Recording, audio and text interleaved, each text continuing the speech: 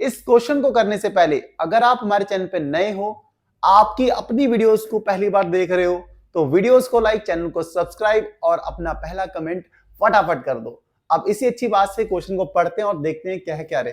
Question में बोला गया the sum of the three angles of a quadrilateral is 5 times the fourth angle, find the fourth angle.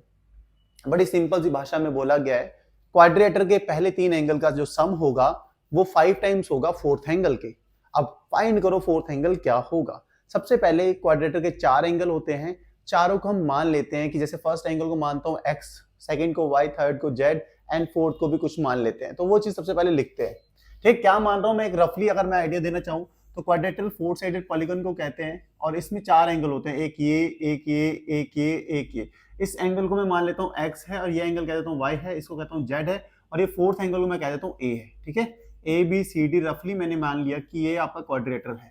इसके पहले 3 angle x, y, z है और fourth angle a है। ठीक है, तो यही हमको लिखना है। ये रफली फिगर बनाया, आपको लिखना क्या है, let x, y, z and a be first, second, third and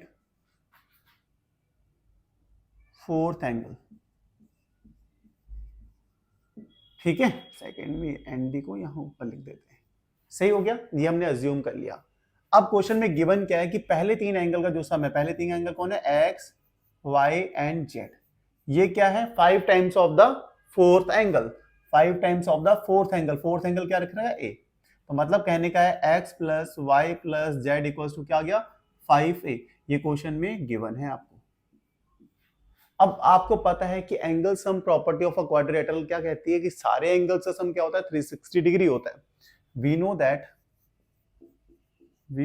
that by angle sum property.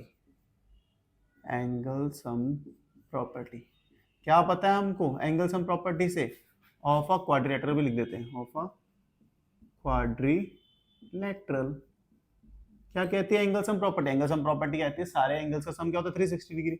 x, y, z और फोर्थ एंगल इज a, सबका सम क्या होगा, 360 डिग्री। यही तो कहती है एंगल सम प्रॉपर्टी, बिल्कुल यही कहती है। x plus y plus z की वैल्यू क्या होती है, 5a। ठीक है, ये आपको क्वेश्चन में गिवन थी।